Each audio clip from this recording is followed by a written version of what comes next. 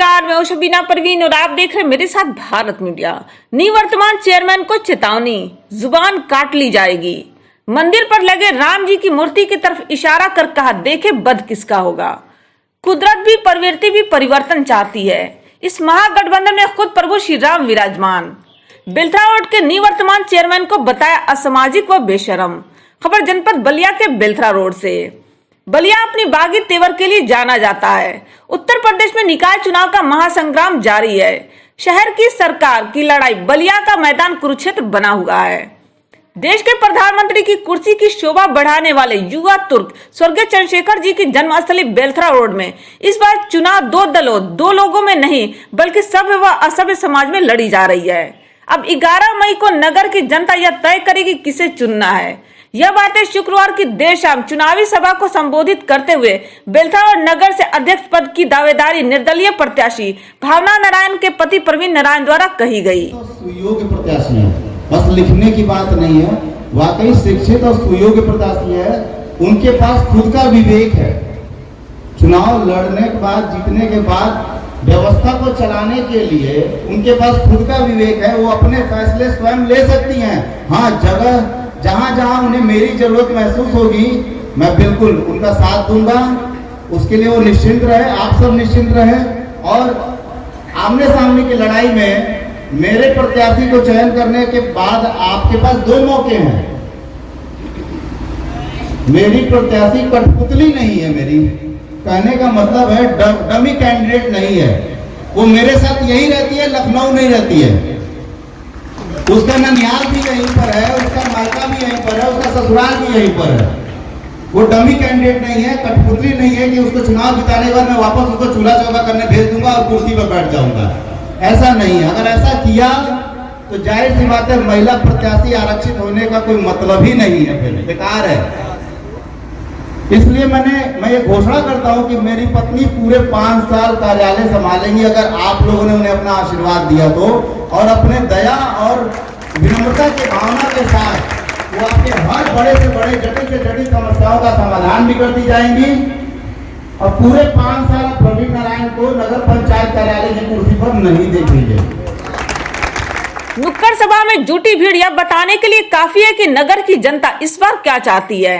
प्रवीण नारायण ने अपने चाचा व बेलथरा रोड के भूतपूर्व चेयरमैन अनिल गुप्ता से अपनी तुलना को निरर्थक बताया।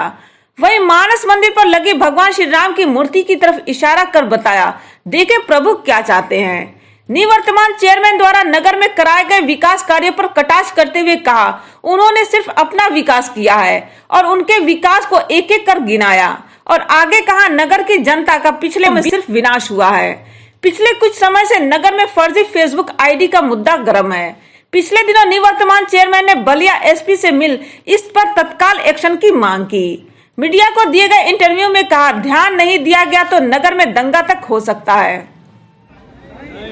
अरे भाई, हमारे चाचा रहे हैं 2 बार चेयरमैन, हम नहीं रहे हैं। चाचा ने जो कर्म किया वो भोगे, हम जो कर्म करेंगे हम भोगेंगे ना। बेटा जो कर्म करेगा वो बेटा भोगेगा कि बाप भोगेगा। जाहिर सी बात है, हम पैदा होकर आते हैं, अकेले आते हैं धरती पर, अपना कर्म करेंगे और अपना फल भोगेंगे। तो इसमें पुरानी चीजों को बार बार निकालना, कुरेदना, क्या मिलेगा इससे?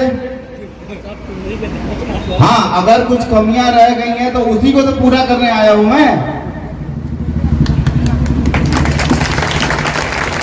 हाँ, कमियां रह जाती हैं। आपने भी 10 साल रहे, आप भी 2 कार्यकाल आपका भी बीता है।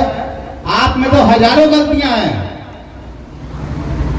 आपको कौन कौन गिनाए जरा बताइए। आप तो सीधे मुकदमा लिखवा देते हैं कमियां गिनाने पे। कम से कम मेरे चाचा ने आज तक किसी के ऊपर मुकदमा नहीं लिखवाया विरोध करने पर। मेरे परिवार के किसी भी व्यक्ति ने किसी भी युवा पर, किसी भी व्यापारी पर आज तक एक भी मुकदमा नहीं लिखवाया। वो भी इस कारण से कि उन्होंने चुनाव में उनका विरोध किया है। कभी देखा क्या किसी ने? बता दीजिए, अगर एक लोग भी निकल के आ जाए और वो कह दे कि अनिल कुमार गुप्ता या शिशु जी का चुनाव में इन्होंने सहयोग नहीं किया, उनके व्यापारी ने, इसलिए उनको बेदखल कर दिया किराएदारी से, या फिर उनके ऊपर मुकदमा लिखवा दिया, ऐसा कभी देखा है आप लोगों ने? लेकिन आज आप सब देख रहे होंगे, देख रहे हैं कि नहीं?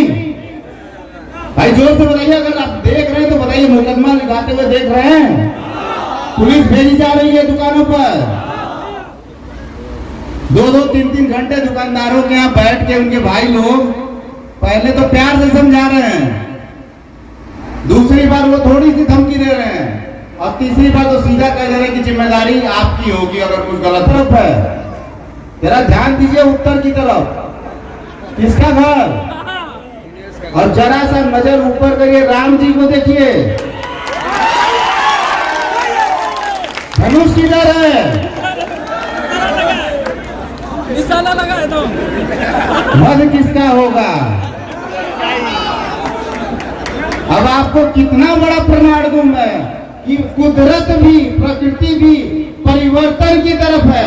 और दिनेश भैया, आपने कहा मत महागठबंधन, अरे आपने एक चीज बताना भूल गए, उस महागठबंधन में स्वयं भगवान भी है,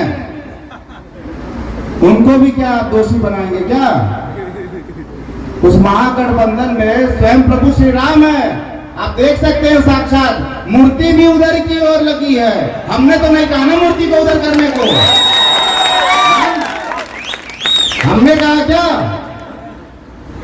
रही बात आप कहते हैं विकास की, आपने ये किया, आपने वो किया, आपने पता नहीं क्या क्या कर दिया, रबर रोड तो पता नहीं कौन सा रोड, लाइट लगवा दिया, हाँ लाइट लगवा दिया, हाँ देखा मैंने, रंगीन लाइट उसमें लपेटाया हुआ है। अरे भैया, एक ही चीज का कितनी बार गाना गाओगे? अपने पास से किए हो क्या? भीख में दे रहे हो जनता को? भीख नहीं दे रहे हो आप लोग, जनता का एहसान है आपके ऊपर कि 10 साल आपको चेयरमैन नहीं दिया, तो आप जो है भीख में मत दो इन सब चीजों को। आपकी जिम्मेदारी है सड़क, नाली, पानी, बिजली, ये सब सुव्यवस्थित तरीके से जनता को वापस लौटाने का आपकी पूरी जिम्मेदारी है, और उसका निर्वहन करना भी आपको अच्छी तरीके से आना चाहिए। इसमें आपको गर्व करने जैसी कोई बात नहीं है। एक बात बताइए, हमें आप लोग अगर अपना प्यार और आशीर्वाद देके उस कुर्सी पे विराजमान करते हैं तो क्या करोगे? मैं कहूं कि मैंने तुम्हारी सड़क बना दी, अच्छा लगेगा क्या? मैं जनसंपर्क कर रहा हूं आजकल बहुत ज्यादा, ये मेन सड़क को दिखाया जाता है, रंगीन इंटरलॉकिंग बिछा दिया। अरे भैया, जो रंगीन की आप गाना गा रहे हो ना, मेरे बाजार में चलो सब्जी मार्केट में, जिसको आप सबसे पुराना मार्केट और गंदा मार्केट कहते थे, अभी तक आपने जो ईंट मैंने लगाई है, आपने वो लगाई नहीं है कहीं। 3D इंटरलॉकिंग है हमारे बाजार में, पूरे 15 लाख रुपए खर्च किए मैंने, और 1 रुपए भी अगर एक व्यापारी मेरा बता देगा कि उसने मुझे दिया है और या मैंने उससे लिया है, यही चेयरमैन छोड़ दूंगा। 1 रुपया भी अगर 3D इंटरलॉकिंग में प्रवीण नारायण ने लिया है, वादा करता हूं कि मैं चेयरमैन ही छोड़ दूंगा।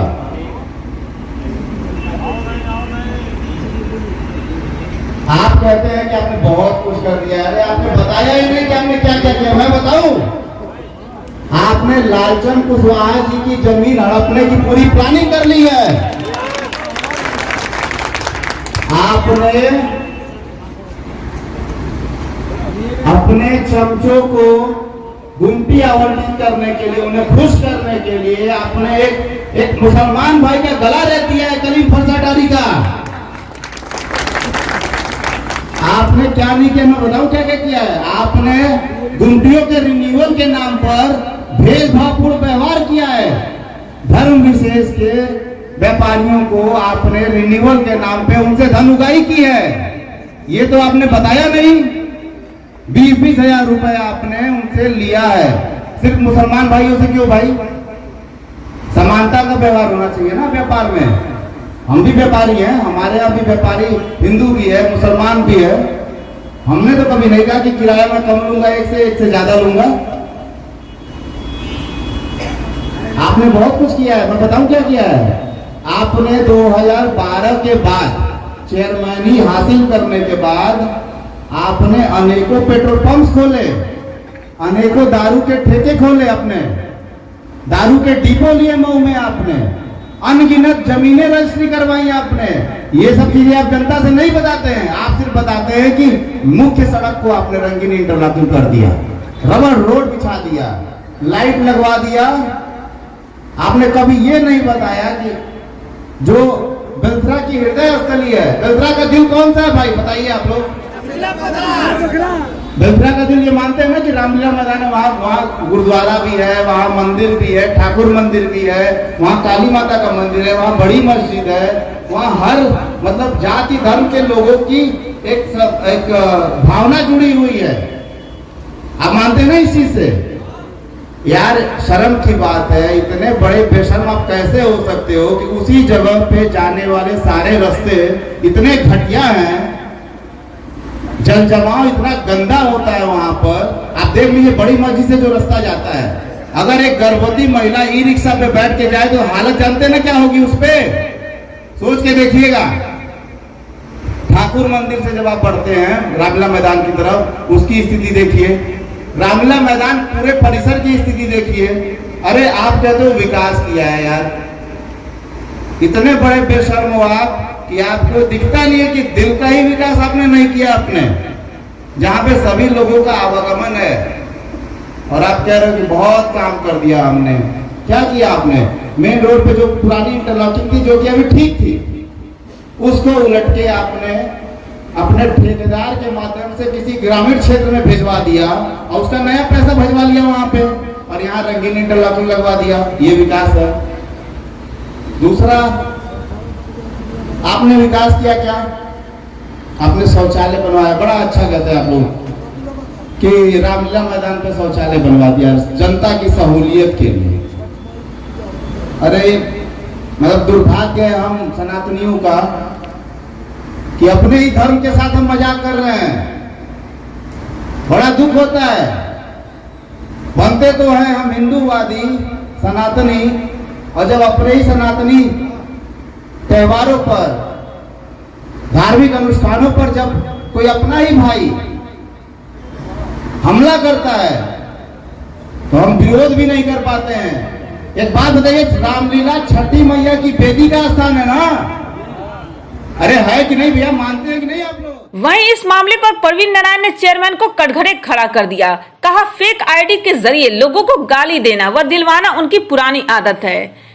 पहली बार पिछले 10 वर्षों के अंदर ऐसा व्यक्ति नजर आया जो निवर्तमान चेयरमैन की आंख में आंख डालकर अपनी बात पूरी की हो। जहां उन्होंने असामाजिक, बेशरम, लुटेरा तक बताया, वही चेतावनी तक दे डाली कि जुबान काट ली जाएगी। आप दर्शकों से गुजारिश है कि प्रवीण नारायण का चेयरमैन को दिए गए चैलेंज का वीडियो अंत तक देखें और कमेंट लिख बताएं। ऐसी ताजा खबरों के लिए बने रहे भारत मीडिया के साथ। तो जब वेदी का स्थान है, कितने लोग अपने घर में जहाँ पूजा होती है, जहाँ पूजा घर है, वहाँ शौचालय बनाने के पक्ष में है? जरा हाथ ऊपर कर दे बस। शौचालय बनाने के पक्ष मतलब कि जहाँ पर आपका पूजा घर है वहां पे तोड़वा कर शौचालय बनवाने के पक्ष में कितने लोग हैं? हाथ ऊपर करिए, करिए भाई हाथ ऊपर।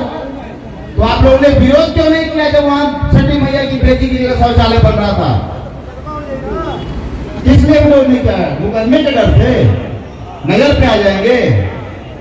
अरे अगर हमने भी सोचा होता ना तो शायद आज जो है रावण राज चल रहा होता यहाँ पे, हम भी चुनाव में नहीं होते, भावना जी भी नहीं होती, और प्रकृति भी पता नहीं किस तरीके का खेल खेल रही होती। डरिए नहीं, खुलकर विरोध करिए। आज तो मैं देख रहा हूँ कि युवाओं से बोलने की आजादी तक छीन लिया है इसने। लगता नहीं है क्या आपको? एक युवा बोलना चाह रहा है, खुलकर बोलना चाह रहा है, विरोध करना चाह रहा है आपके गलत कार्यों का, आप उसे बोलने तक नहीं दे रहे हो। उसके पिता के पास धमकियां दे रहे हो। कोई भी बाप या जाहिर सी बात है अपने बच्चे के ऊपर आंच तो आने नहीं देगा, डर जाएगा। वो डर के क्या करेगा? अपने बच्चे को ही समझाएगा। किस तरीके का नगर बना रहे हो आप, किस तरीके का समाज बना रहे हो भाई? अभी पप्पू भैया ने कहा कि किसने, मधुलाला चाचा साहब किसने कहा कि दो लोगों में आमने सामने की लड़ाई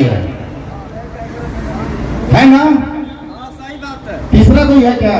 कोई नहीं है क्या भाई? कोई नहीं है। नहीं, दो लोगों में लड़ाई नहीं है, दो समाज में लड़ाई है। पहला समाज असभ्य समाज, दूसरा समाज सभ्य समाज। अब आपको सोचना है कि किसकी तरफ जाना है, असभ्य समाज की ओर जाना है या सभ्य समाज की ओर जाना है, वो आप सबको फैसला करना है। 11 मई को आप अपने समाज को, अपनी आने वाली पीढ़ी को सभ्यता की ओर ले जाएंगे या गाली गलौज, माँ बहन की गालियां, दारू, शराब, मीट, मांस, मदिरा, पार्टी, दावत, इन सब चीजों में आप अपने बच्चे को लिप्त करना चाहेंगे और उन्हें बेरोजगार बनाना चाहेंगे, निकम्मा बनाना चाहेंगे, या फिर रोजगार देते हुए एक सभ्य समाज की तरफ आप बढ़ेंगे, ये आपके ऊपर डिपेंड करता है, आपके फैसले पर डिपेंड करता है। मैं गार्जियन से अनुरोध करता हूँ, जो घर है आप सब बिक सकते हैं क्या? नहीं, सब तो नहीं बिकेगा। बताइए, मंदिर जो है ये किसका है? ये मंदिर किसका है? जनता है, आप सबका है, सर्व समाज के मंदिर है।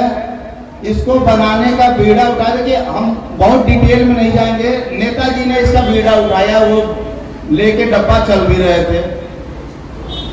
एक बात बताइए, जब सबने सहयोग किया है तो इस मंदिर पे एक बार उनके पिताजी और माताजी का नाम अंकित था, उसका मैंने विरोध किया था ना? क्या गलत किया था क्या? अरे जब सबका पैसा लग रहा है, सबका सहयोग लग रहा है, तो आप कौन होते हैं मुख्य गेट पर अपनी माँ और पिता का नाम अंकित करने वाले?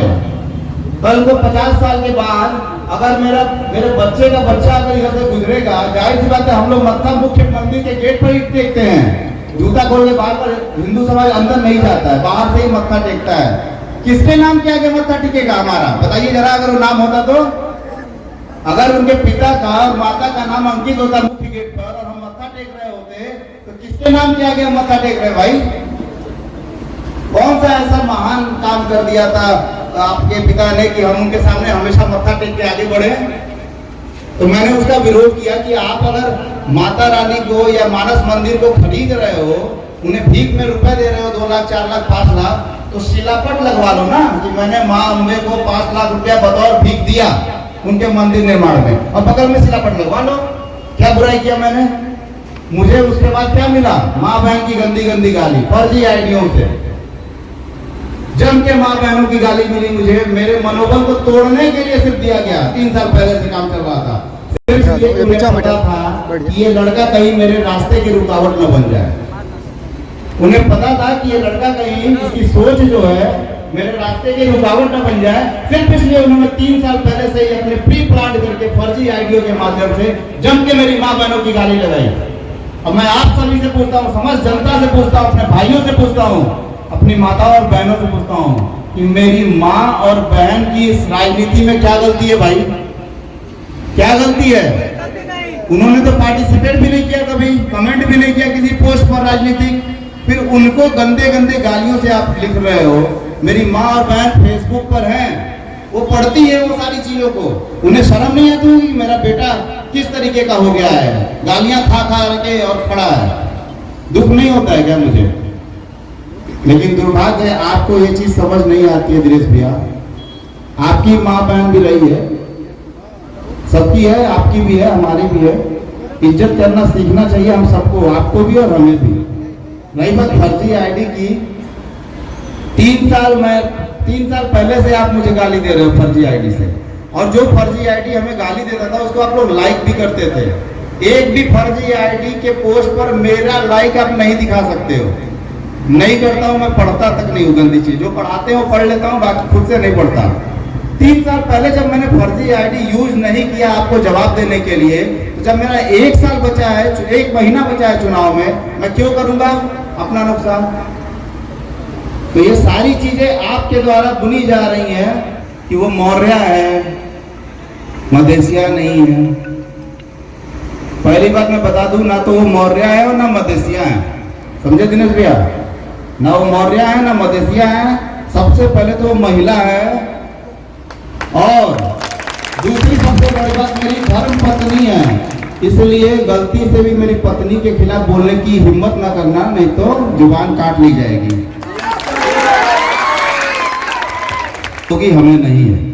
इसीलिए आपने असामाजिक व्यापार शुरू किया है 2012 से लेकर अब तक, दारू के ठेके। कौन सा व्यक्ति सामाजिक इसको व्यापार मानता है भाई, दारू के ठेके को?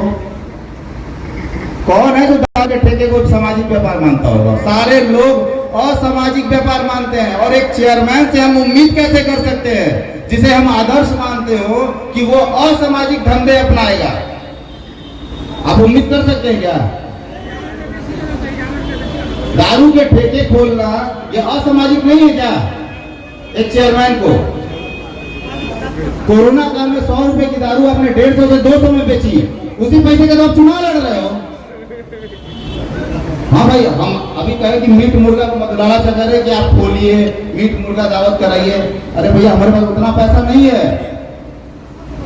किराए की गाड़ी कमाई, मेहनत की कमाई हमारे व्यापारी हमको किराए स्वरूप में देते हैं, उसी से मैं चुनाव लड़ रहा हूं और मैं उसी से खर्च करके व्यवस्था को बनाकर चुनाव जीतना चाहता हूं। वजह एक है सिर्फ कि कल को मेरे बाद कोई अगर ये कहे कि यहां पर चेयरमैनी लड़ने के लिए 5 करोड़ रुपया चाहिए, तो ये चीजें बिल्कुल निरर्थक सिद्ध हो जाएं। इसीलिए मैं सुव्यवस्थित तरीके से कम पैसे में जो जेन्युइन खर्च है, जो सरकार द्वारा मापदंड दिया गया है, उसके हिसाब से खर्च करते हुए मैं इस चुनाव को लड़ रहा हूं। और आप लोग से विनम्र निवेदन करता हूं कि आप लोग भी मेरा साथ दीजिए।